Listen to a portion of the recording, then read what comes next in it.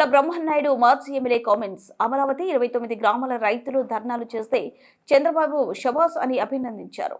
ఇప్పుడు వాళ్ళ పరిస్థితి ఏంటో ఆలోచించుకోవాలి. ప్రభుత్వం చేతిలో అమరావతి కోసం ఇప్పుడున్న 53,000 ఎకరాలు కాక మరొక 46,000 ఎకరాలు సేకరిస్తామని చంద్రబాబు చెబుతున్నారు.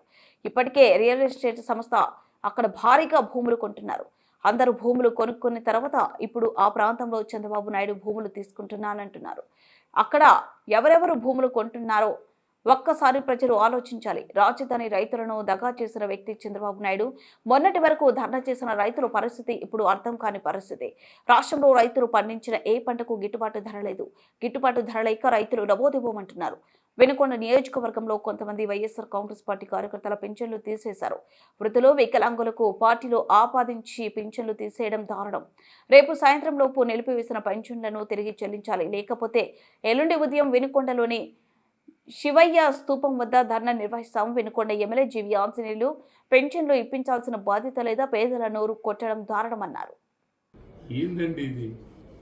అర్హత లేకపోతే ఫలానా సబ్జెక్టు మీద ఆయనకు అర్హత లేదు, మేము ఇవ్వట్లేదని మీరు ఇవ్వండి. మొత్తం పూర్తి స్థాయిలో డబ్బులన్నీ ఇక్కడికి తీసుకొచ్చి ఇక్కడే వేసి ఇక్కడే తీసుకొని ఇక్కడే వాటిని మీరు వాడుకొని వచ్చే నెలలో ఇస్తాం అంటే మీ తెలుగుదేశం పార్టీ నాయకులు వాళ్ళ పెన్షన్ వాడుకుంటారా? ఏంటిది? వాళ్ళ పెన్షన్ మీరు వాడుకొని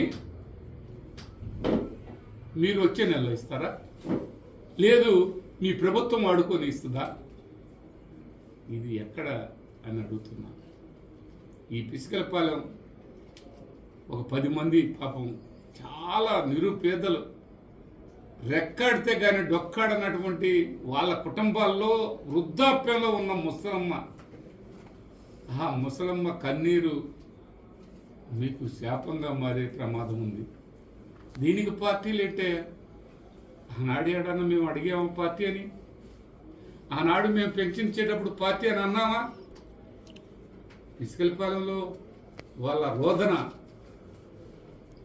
కోట్లూరులో వాళ్ళ ఆవేదన, కొత్తలూరులో రోడ్డు మీదకి వచ్చి అయ్యా 3 నెలల నుంచి పెన్షన్ ఇవ్వకుండా వాళ్ళే మమ్మల్ని అన్యాయం చేశారయ్యా అని ఏడ్చి రోడ్డు మీద పడిపోతే ఆ ముసలమ్మని ఆ నాయకులు చూశారా అని మేషాలు తిప్పుతున్నారు తెలుగుదేశం పార్టీ వాళ్ళు.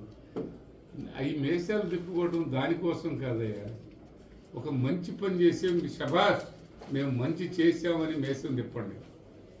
మీకు తొడలు కొట్టాలంటే కొట్టండి, మేము కాదనం.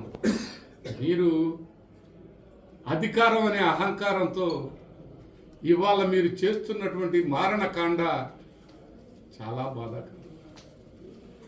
తక్షణమే పిసికలపాలెం గ్రామానికి సంబంధించి 10 మంది పెన్షన్దారులు, అదేవిధంగా కోట్లూరుకు సంబంధించినటువంటి 22 మంది పెన్షన్దారులు, వాళ్ళకి ప్రభుత్వం తరపు నుంచి వచ్చినట్టుగా సర్టిఫికేట్ కాపీ ఉంది.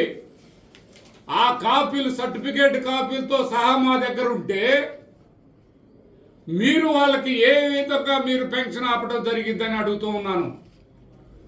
అదేవిధంగా కొత్తలూరు గ్రామం ఏమయ్యా,